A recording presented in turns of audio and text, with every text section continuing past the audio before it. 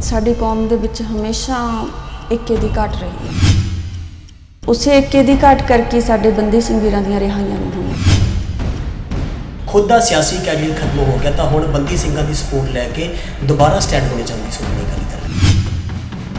जे गल करिए सिमरजीत मान हुण भी पहला सपोर्ट कर रहे थे कि बंदी ਸਿੰਘਾਂ ਦੇ ਨਾਲ ਸੀ ਖਲੋਤੇ कोई भी चोण मैदान ਦੇ ਵਿੱਚ ਕੋਈ ਮੀਟਿੰਗ ਦੇ ਵਿੱਚ भी ਸੁਖਬੀਰ ਸਿੰਘ ਬਾਦਲ ਹੋਣਾ ਦੇ ਨਾਲ ਹੈਗੇ ਸੀਗੇ। ਤੇ ਜੇ ਮਗਰੋਂ ਦੀ ਗੱਲ ਕਰੀਏ ਮਗਰੋਂ ਦੀ ਉਹਨਾਂ ਬਿਆਨ ਆਉਂਦਾ ਹੈ ਕਹਿੰਦੇ ਕਿ ਜਿੰਨੇ ਸਭ ਤੋਂ ਜ਼ਿਆਦਾ ਵੱਧ ਜੇਲ੍ਹ ਕੱਟੀ ਆ ਉਹਨੂੰ ਟਿਕਟ ਦੇ ਦਿਓ। ਤੇ ਅੱਜ ਜਿਹੜੇ ਸਾਡੇ ਬੰਦੀ ਸਿੰਘ ਵੀਰ ਨੇ ਉਹ ਤਾਂ 28 30 35 ਸਾਲਾਂ ਤੋਂ ਜੇਲ੍ਹ ਦੇ ਵਿੱਚ ਬੰਦ ਤਾਂ ਫਿਰ ਮਾਨ ਸਾਹਿਬ ਆਪ ਹੀ ਦੱਸਣ ਕਿ ਜੇਲ੍ਹ ਕਿੰਨਾ ਨਹੀਂ ਕੱਟੀ। ਜਿਹੜੇ ਵੀ ਉਹਨਾਂ ਨੇ ਵਾਅਦੇ ਕੀਤੇ 1000 ਰੁਪਇਆ ਅਸੀਂ ਦੇਵਾਂਗੇ ਅਸੀਂ ਇਹ ਚੀਜ਼ ਕਰ ਦਾਂਗੇ ਉਹ ਤਾਂ ਸਾਰੇ ਲੋਕ ਦੇਖ ਹੀ ਰਹੇ ਆ ਕਿ ਕਿੰਨੇ ਕੁ ਵਾਅਦੇ ਉਹਨਾਂ ਦੇ ਪੂਰੇ ਹੋਏ ਆ। ਲੋਕਾਂ ਨੇ ਇਹ ਚੀਜ਼ ਦੇਖਣੀ ਆ ਕਿ ਕੌਣ ਸਹੀ ਆ ਕੌਣ ਗਲਤ ਆ।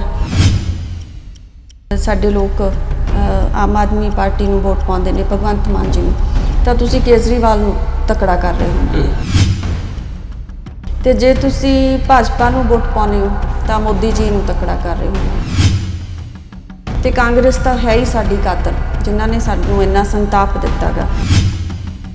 ਸਾਡਾ ਸਾਰਾ ਖਾਲਸਾ ਪੰਥ ਇੱਕਾ ਕਰਕੇ ਬੰਦੀ ਸਿੰਘਾਂ ਦੀ ਰਿਹਾਈ ਦੇ ਲਈ ਵੋਟ ਪਾਉਂਦਾ ਤਾਂ ਇਹ ਇੱਕ ਬਹੁਤ ਵੱਡਾ ਇਤਿਹਾਸ ਹੋਏਗਾ। ਤੇ ਸਾਡੇ ਸਿੰਘ ਸਾਹਿਬ ਜੀ ਨੇ ਵੀ ਇਹੀ ਸੰਦੇਸ਼ ਦਿੱਤਾ ਕਿ ਵੋਟਾਂ ਦੇ ਕਰਕੇ ਸਾਡੇ ਸਿੰਘਾਂ ਦੀ ਬੰਦੀ ਸਿੰਘਾਂ ਦੀ ਰਿਹਾਈ ਨਹੀਂ ਹੋ ਰਹੀ। ਪਨੌਸ ਟੀਵੀ ਤੁਸੀਂ ਦੇਖ ਰਹੇ ਹੋ, ਮੈਂ ਜਗਤਾਰ ਮਾਲਾ। ਸੰਗਰੂਰ ਜਿਮਨੀ ਚੋਣਾਂ ਨੂੰ ਲੈ ਕੇ ਸਿਆਸਤ ਪੱਕੀ ਹੋਈ ਆ। ਸਾਰੀਆਂ ਸਿਆਸੀ ਪਾਰਟੀਆਂ ਵੱਲੋਂ ਆਪਣੇ ਆਪਣੇ ਉਮੀਦਵਾਰ ਉਤਾਰੇ ਹੋਏ ਨੇ। ਸ਼੍ਰੋਮਣੀ ਅਕਾਲੀ ਦਲ ਦੀ ਕਰੀਏ ਤਾਂ ਇਸ ਵਾਰੀ ਪੱਤਾ ਬੰਦੀ ਸਿੰਘਾਂ ਨੂੰ ਲੈ ਕੇ ਖੇਡਿਆ ਜਾ ਰਿਹਾ। ਭੈਣ ਰਾਜੋਆਣਾ ਸਾਡੇ ਨਾਲ ਨੇ, ਗੱਲਬਾਤ ਕਰਾਂਗੇ। ਭੈਣ ਜੀ ਵਾਹਿਗੁਰੂ ਜੀ ਕਾ ਖਾਲਸਾ ਤੇ ਵਾਹਿਗੁਰੂ ਜੀ ਕੀ ਫਤਿਹ। ਵਾਹਿਗੁਰੂ ਜੀ ਕਾ ਖਾਲਸਾ ਵਾਹਿਗੁਰੂ ਜੀ ਕੀ ਫਤਿਹ ਜੀ। ਜੇ ਗੱਲ ਕਰੀਏ ਸਾਰੀਆਂ ਸਿਆਸੀ ਪਾਰਟੀਆਂ ਪੱਬਾਂ ਭਾਰ ਹੋ ਕੇ ਜ਼ੋਰ ਲਾ ਰਹੀਆਂ। ਭਾਰਤੀ ਜਨਤਾ ਪਾਰਟੀ ਪਹਿਲੀ ਵਾਰ ਚੋਣ ਲੜ ਰਹੀ ਆ, ਕਾਂਗਰਸ ਚੋਣ ਲੜ ਰਹੀ ਆ, ਆਮ ਆਦਮੀ ਪਾਰਟੀ ਕਹਿੰਦੀ ਹੈ ਕਿ ਸਾਡਾ ਇਹ ਗੜ ਮੰਨਿਆ ਜਾਂਦਾ। ਕਿੱਦਾਂ ਦਾ ਸੰਯੋਗ ਮਿਲ ਰਿਹਾ ਵਾ ਇਸ ਹਲਕੇ ਦੇ ਲੋਕਾਂ ਦਾ, ਸੰਗਰੂਰ ਹਲਕੇ ਦੇ ਲੋਕਾਂ ਦਾ? ਦੇਖੋ ਅਸੀਂ ਤਾਂ ਸ਼੍ਰੀ ਅਕਾਲ ਤਖਤ ਸਾਹਿਬ ਜੀ ਦਾ ਆਦੇਸ਼ ਸੀ ਕਿ ਸਾਰੀਆਂ ਪੰਥਕ ਧਿਰਾਂ ਇਕੱਠੀਆਂ ਹੋ ਕੇ ਬੰਦੀ ਸਿੰਘਾਂ ਦੀ ਰਿਹਾਈ ਦੇ ਲਈ ਇਹ ਚੋਣ ਲੜੀ ਜਾਵੇ ਤਾਂ ਕਿ ਇੱਕ ਸੁਨੇਹਾ ਦਿੱਤਾ ਜਾ ਸਕੇ। ਸਾਡੇ ਲਈ ਤਾਂ ਇੱਕ ਸੰਘਰਸ਼ ਹੈ, ਅਸੀਂ ਤਾਂ ਇੱਕ ਲੜਾਈ ਲੜ ਰਹੇ ਹਾਂ ਬੰਦੀ ਸਿੰਘਾਂ ਦੀ ਰਿਹਾਈ ਦੇ ਲਈ ਤੇ ਉਹੀ ਸੁਨੇਹਾ ਅਸੀਂ ਲੋਕਾਂ ਤੱਕ ਲੈ ਕੇ ਜਾ ਰਹੇ ਹਾਂ।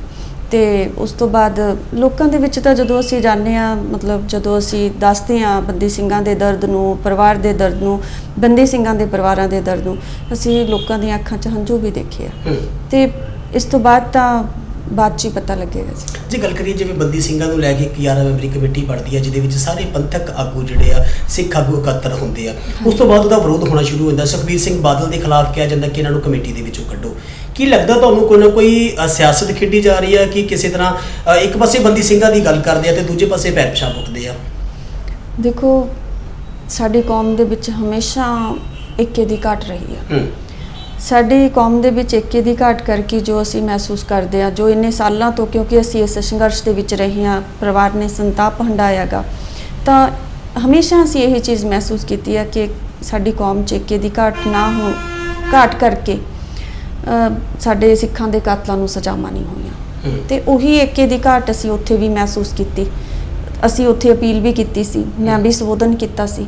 ਮੈਂ ਕਿਹਾ ਸੀ ਵੀ ਇਹ ਵੀ ਅਪੀਲ ਕੀਤੀ ਸੀ ਕਿ ਅਸੀਂ ਬੰਦੀ ਸਿੰਘ ਪਰਿਵਾਰ ਜਿਹੜਾ ਸਾਰਾ ਪੰਥਕ ਇਕੱਠ ਹੋਇਆ ਇਸ ਤੋਂ ਅਸੀਂ ਬਹੁਤ ਉਮੀਦ ਰੱਖਦੇ ਹਾਂ ਤੇ ਉਸੇ ਏਕੇ ਦੀ ਘਾਟ ਕਰਕੇ ਸਾਡੇ ਬੰਦੀ ਸਿੰਘ ਵੀਰਾਂ ਦੀਆਂ ਰਿਹਾਈਆਂ ਨਹੀਂ ਹੋਈਆਂ ਜੀ। ਜੇ ਗੱਲ ਕਰੀਏ ਸੁਖਬੀਰ ਸਿੰਘ ਬਾਦਲ ਹੋਣਾ ਤੇ ਵੀ ਲਗਾਤਾਰ ਕਾਂਗਰਸ ਵੱਲੋਂ ਦੋਸ਼ ਲਗਾਇਆ ਜਾ ਰਿਹਾ ਕਿ ਖੁਦ ਦਾ ਸਿਆਸੀ ਕੈਰੀਅਰ ਖਤਮ ਹੋ ਗਿਆ ਤਾਂ ਹੁਣ ਬੰਦੀ ਸਿੰਘਾਂ ਦੀ ਸਪੋਰਟ ਲੈ ਕੇ ਦੁਬਾਰਾ ਸਟੈਂਡ ਹੋਣੀ ਚਾਹੁੰਦੀ ਸ਼੍ਰੋਮਣੀ ਅਕਾਲੀ ਦਲ। ਤਾਂ ਤੁਸੀਂ ਅੱਜ ਕੱਲ੍ਹ ਕਾਫੀ ਕਲੋਜ਼ ਹੋ, ਤੁਹਾਡੇ ਨਾਲ ਚੋਣਾਂ 'ਚ ਵੀ ਜਾ ਰਹੇ ਨੇ। ਕੀ ਲੱਗਦਾ ਕੋਈ ਐਸੋ ਜਿਹੀ ਸਾਜ਼ਿਸ਼ ਹੈਗੀ ਹੈ ਸ਼੍ਰੋਮਣੀ ਅਕਾਲੀ ਦਲ ਦੀ?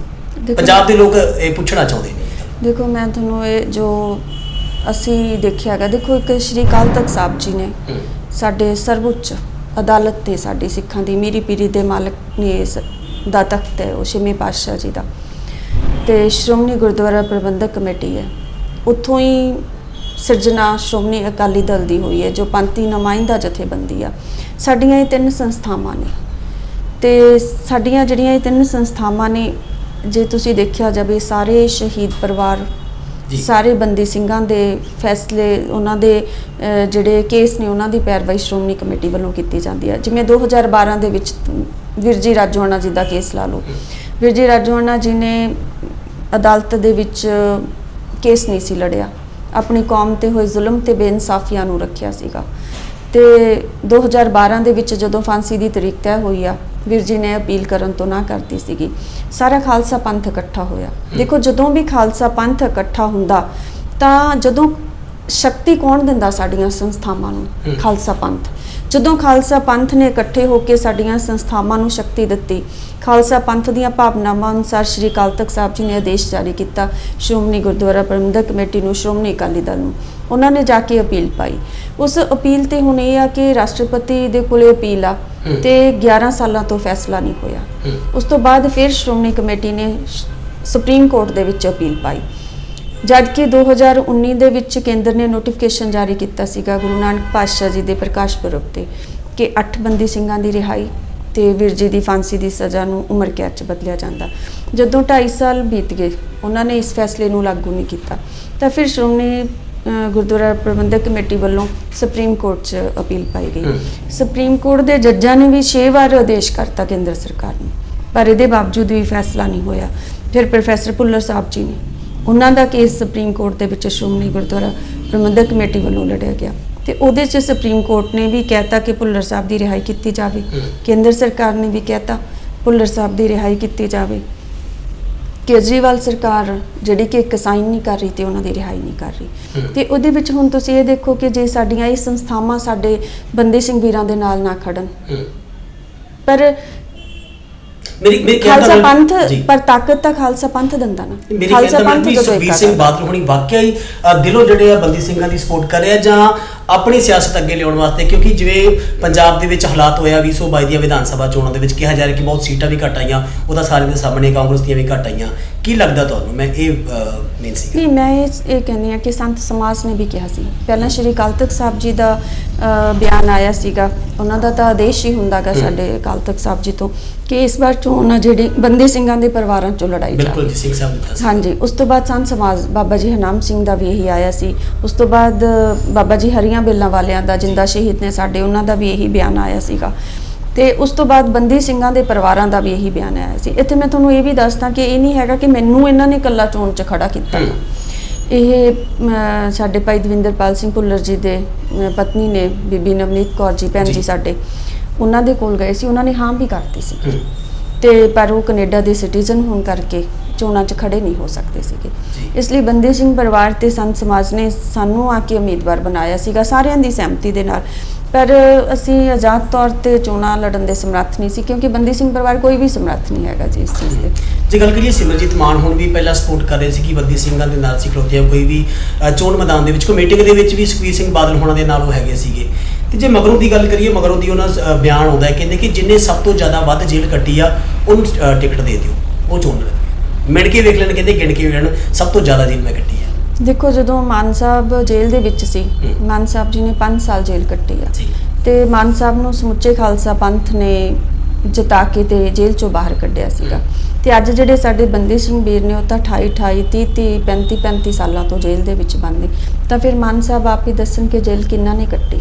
ਪਰਿਵਾਰ ਜਿਹੜੇ ਨੇ ਉਜੜੇ ਹੋਏ ਨੇ, ਘਰ ਉਜੜੇ ਹੋਏ ਨੇ, ਸਾਡੇ ਘਰਾਂ 'ਚ ਘਾਹ ਉੱਗਿਆ ਹੋਇਆ।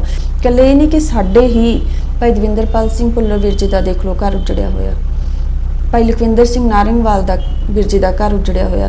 ਜਿਵੇਂ ਸਾਡੇ ਮਾਤਾ ਪਿਤਾ ਡਿੱਕਦੇ ਇਸ ਦੁਨੀਆ ਤੋਂ ਚਲੇ ਗਏ, ਪ੍ਰੋਫੈਸਰ ਭੁੱਲਰ ਸਾਹਿਬ ਜੀ ਦੇ ਮਾਤਾ ਜੀ ਵੀ ਉਹਨਾਂ ਦੇ ਜੇਲ੍ਹ 'ਚ ਹੁੰਦਿਆਂ ਇਸ ਦੁਨੀਆ ਤੋਂ ਚਲੇ ਗਏ। ਭਾਈ ਲਖਵਿੰਦਰ ਸਿੰਘ ਨਾਰੰਗਵਾਲ ਜੀ ਨੇ ਜੇਲ੍ਹ ਦੇ ਵਿੱਚ ਹੁੰਦਿਆਂ ਉਹਨਾਂ ਦੇ ਮਾਤਾ ਜੀ ਇਸ ਦੁਨੀਆ ਤੋਂ ਚਲੇ ਗਏ। ਤਾਂ ਇਹ ਸਾਡੇ ਪਰਿਵਾਰਾਂ ਦਾ ਤਾਂ ਇੱਕ ਬਹੁਤ ਵੱਡਾ ਸੰਤਾਪ ਅਸੀਂ ਹਟਾਇਆਗਾ ਜੀ। ਭੈਣ ਜੀ, ਆਮ ਆਦਮੀ ਪਾਰਟੀ ਦੀ ਗੱਲ ਕਰੀਏ ਤੇ 22 ਦੇ ਵਿੱਚ ਉਹਨਾਂ ਨੇ ਬਹੁਤ ਸਾਰੇ ਲੋਕਾਂ ਦੇ ਨਾਲ ਵਾਅਦੇ ਕੀਤੇ ਸੀ। ਮਹਿਲਾਵਾਂ ਨੂੰ 1000 ਰੁਪਏ ਭੱਤਾ ਦੀ ਗੱਲ ਕੀਤੀ ਸੀ, ਨੌਜਵਾਨਾਂ ਨੂੰ ਰੋਜ਼ਗਾਰ ਦੀ ਗੱਲ ਕੀਤੀ ਸੀ, ਬਿਜਲੀ ਮੁਫਤ ਦੀ ਗੱਲ ਕੀਤੀ ਸੀ, ਪਰ ਕਰ ਪਿਛਲੇ ਦਿਨੀ ਸ਼ਰਾਬ ਸਸਤੀ ਦਿੱਤੀ। ਇੱਕ ਪਾਸੇ ਕਹਿ ਰਹੇ ਕਿ ਪੰਜਾਬ 'ਚ ਬਦਲਾਅ ਆਏਗਾ, ਕਿਸ ਤਰ੍ਹਾਂ ਦਾ ਬਦਲਾਅ ਵੇਖਦੇ ਹੋ? ਦੇਖੋ, ਮੈਂ ਪਹਿਲਾਂ ਤਾਂ ਇਹ ਕਹਾਂ ਕਿ ਮੈਂ ਤਾਂ ਕੋਈ ਰਾਜਨੀਤਿਕਤਾ ਮੈਂ ਹੈ ਨਹੀਂ ਜੀ। ਮੈਂ ਤਾਂ ਆਪਣੇ ਵੀਰਾਂ ਦੇ ਸੰਘਰਸ਼ ਨੂੰ ਲੜਨ ਲਈ ਆਈ ਹਾਂ, ਜੋ ਅਸੀਂ ਸੰਘਰਸ਼ ਲੜ ਰਹੇ ਹਾਂ। ਪਰ ਮਾਨ ਸਾਹਿਬ ਜੀ ਦੀਆਂ ਮੈਂ ਸਪੀਚਾਂ ਸੁਣਦੀ ਹੁੰਦੀ ਸੀ ਕਿ ਬੰਦੀ ਸਿੰਘਾਂ ਦੀ ਰਿਹਾਈ ਹੋਣੀ ਚਾਹੀਦੀ ਆ, ਬੰਦੀ ਸਿੰਘਾਂ ਦਾ ਸਾਥ ਦੇਣਾ ਚਾਹੀਦਾ। ਤੇ ਅੱਜ ਜਦੋਂ ਭਾਈ ਦਵਿੰਦਰ ਸਿੰਘ ਪਾਲ ਭੁੱਲਰ ਵੀਰ ਜੀ ਦੀ ਫਾਈਲ ਉਹਨਾਂ ਦੇ ਕੋਲ ਇਹ ਤਾਕਤ ਆਈ ਆ, ਮੁੱਖ ਮੰਤਰੀ ਸਾਹਿਬ ਨੇ ਉਹ ਕਿ ਉਹ ਕੇਜਰੀਵਾਲ ਨੂੰ ਕਹਿ ਕੇ ਸਾਈਨ ਕਰਵਾ ਕੇ ਰਿਹਾਈ ਕਰਵਾ ਸਕਦੇ ਨੇ। ਤਾਂ ਮੈਂ ਕਹਿੰਦੀ ਹਾਂ ਕਿ ਬੰਦੀ ਸਿੰਘਾਂ ਦੀ ਉਹਨਾਂ ਨੇ ਸਿਰਫ ਗੱਲ ਕੀਤੀ, ਪਰ ਬੰਦੀ ਸਿੰਘਾਂ ਦੀ ਰਿਹਾਈ ਲਈ ਇੱਕ ਵੀ ਯਤਨ ਨਹੀਂ ਕੀਤਾ। ਹੁਣ ਤਾਂ ਉਹ ਨਾ ਹੀ ਨਹੀਂ ਲੈਂਦੇ ਬੰਦੀ ਸਿੰਘਾਂ ਦਾ ਜੀ। ਕੋਈ ਵੀ ਨਾਂ ਨਹੀਂ ਲੈ ਰਿਹਾ ਬੰਦੀ ਸਿੰਘਾਂ ਦਾ ਜੀ। ਜੀ ਮੈਂ ਗੱਲ ਕੀਤੀ ਸੀ ਕਿ ਜਿਵੇਂ ਪੰਜਾਬ ਦੀ ਸਿਆਸਤ ਦੀ ਗੱਲ ਕੀਤੀ, ਕਿਉਂਕਿ ਹੁਣ ਤਾਂ ਤੁਸੀਂ ਵੀ ਸਿਆਸੀ ਹੋ, ਬੇਸ਼ੱਕ ਲੋਕ ਸਭਾ ਦੀ ਚੋਣ ਲੜ ਰਹੇ ਹੋ, ਜੇ ਅਗਰ ਤੁਸੀਂ ਇੱਥੋਂ MP ਬਣਦੇ ਹੋ ਤਾਂ ਸਿਆਸਤ ਤਾਂ ਕਰਨੀ ਪੈਣੀ ਹੈ ਨਾ। ਕੀ ਲੱਗਦਾ ਆਮ ਆਦਮੀ ਪਾਰਟੀ ਕਿੱਥੇ ਖਲੋਤੀ ਹੈ? ਪੰਜਾਬ ਦੇ ਲੋਕਾਂ ਨੇ ਵੋਟਾਂ ਪਾਈਆਂ ਨੇ, ਸੰਗਰੂਰ ਹਲਕੇ ਦੇ ਲੋਕਾਂ ਨੇ ਵੋਟਾਂ ਨੇ ਪਾਈਆਂ ਨੇ, ਕਹਿੰਦੇ ਕਿ ਸਾਡਾ ਗੜ੍ਹ ਹੈ ਜੀ ਸੰਗਰੂਰ ਹਲਕਾ। ਦੇਖੋ ਇਹ ਤਾਂ ਲੋਕਾਂ ਨੂੰ ਅਹਿਸਾਸ ਹੋ ਹੀ ਗਿਆ ਹੋਵੇਗਾ ਜੀ 3 ਮਹੀਨਿਆਂ ਦੇ ਵਿੱਚ। ਜਿਹੜੇ ਵੀ ਉਹਨਾਂ ਨੇ ਵਾਅਦੇ ਕੀਤੇ, 1000 ਰੁਪਇਆ ਅਸੀਂ ਦੇਵਾਂਗੇ, ਅਸੀਂ ਇਹ ਚੀਜ਼ ਕਰ ਦਾਂਗੇ, ਉਹ ਤਾਂ ਸਾਰੇ ਲੋਕ ਦੇਖ ਹੀ ਰਹੇ ਆ ਕਿ ਕਿੰਨੇ ਕੁ ਵਾਅਦੇ ਉਹਨਾਂ ਦੇ ਪੂਰੇ ਹੋਏ ਆ ਜੀ। ਤੇ ਲੋਕਾਂ ਨੇ ਇਹ ਚੀਜ਼ ਦੇਖਣੀ ਆ ਕਿ ਕੌਣ ਸਹੀ ਆ ਕੌਣ ਗਲਤ ਹੈ। ਜੇਕਰ ਭਾਰਤੀ ਜਨਤਾ ਪਾਰਟੀ ਦੀ ਗੱਲ ਕਰੀਏ ਤਾਂ ਪਹਿਲੀ ਵਾਰ ਇੱਥੋਂ ਚੋਣਾਂ ਲੜ ਰਹੇ ਆ। ਅਜੇ ਤੱਕ ਉਹਨਾਂ ਨੇ ਆਪਣਾ ਕੈਂਡੀਡੇਟ ਕਦੀ ਖਿਲਾਰਿਆ ਨਹੀਂ ਸੀ ਲੋਕ ਸਭਾ ਦਾ। ਦੂਜੇ ਪਾਸੇ ਪੰਜਾਬ ਦੇ ਕਿਸਾਨ ਜਿਹੜੇ ਨੇ ਉਹ ਵੀ ਕਹਿ ਰਹੇ ਨੇ ਕਿ ਅਸੀਂ ਭਾਜਪਾ ਨੂੰ ਵੋਟਾਂ ਪਾਵਾਂਗੇ। ਅੱਜ ਵੱਡੀ ਰੈਲੀ ਜਿਹੜੀ ਉਹਨਾਂ ਨੇ ਕੀਤੀ ਗਈ ਸੀ, ਤੁਸੀਂ ਕੀ ਵੇਖਦੇ ਹੋ? ਸੈਂਕੜੇ ਕਿਸਾਨਾਂ ਦੀਆਂ ਮੌਤਾਂ ਹੋ ਗਈਆਂ, ਪੰਜਾਬ ਦੇ ਲੋਕ ਉਹ ਭੁੱਲ ਗਏ ਨੇ, ਬੰਦੀ ਸਿੰਘਾਂ ਨੂੰ ਛੱਡ ਕੇ ਅੱਜ ਭਾਰਤੀ ਜਨਤਾ ਪਾਰਟੀ ਦੇ ਨਾਲ ਤੁਰ ਗਏ ਨੇ। ਕਿਵੇਂ ਵੇਖਦੇ ਹੋ ਤੁਸੀਂ ਜੀ? ਦੇਖੋ ਅਸੀਂ ਇਸ ਤਰ੍ਹਾਂ ਦੇਖਦੇ ਹਾਂ ਕਿ ਸਾਡੀ ਤਾਂ ਲੋਕਾਂ ਨੂੰ ਅਪੀਲ, ਜੇ ਅਸੀਂ ਇਸ ਨਜ਼ਰੀਏ ਨਾਲ, ਜਿਹੜੇ ਨਾਲ ਤੁਸੀਂ ਸਵਾਲ ਪੁੱਛ ਰਹੇ ਹੋ ਉਸ ਨਜ਼ਰੀਏ ਨਾਲ ਅਸੀਂ ਗੱਲ ਕਰੀਏ ਕਿ ਸਾਡੀ ਤਾਂ ਇਹ ਅਪੀਲ ਹੈ ਕਿ ਜੇਕਰ ਸਾਡੇ ਲੋਕ ਆਮ ਆਦਮੀ ਪਾਰਟੀ ਨੂੰ ਵੋਟ ਪਾਉਂਦੇ ਨੇ, ਭਗਵੰਤ ਮਾਨ ਜੀ ਨੂੰ, ਤਾਂ ਤੁਸੀਂ ਕੇਜਰੀਵਾਲ ਨੂੰ ਤਕੜਾ ਕਰ ਰਹੇ ਹੋ, ਤੇ ਜੇ ਤੁਸੀਂ ਭਾਜਪਾ ਨੂੰ ਵੋਟ ਪਾਉਂਦੇ ਹੋ ਤਾਂ ਮੋਦੀ ਜੀ ਨੂੰ ਤਕੜਾ ਕਰ ਰਹੇ ਹੋਵੋਗੇ। ਤੇ ਕਾਂਗਰਸ ਤਾਂ ਹੈ ਹੀ ਸਾਡੀ ਕਾਤਲ, ਜਿਨ੍ਹਾਂ ਨੇ ਸਾਨੂੰ ਇੰਨਾ ਸੰਤਾਪ ਦਿੱਤਾਗਾ।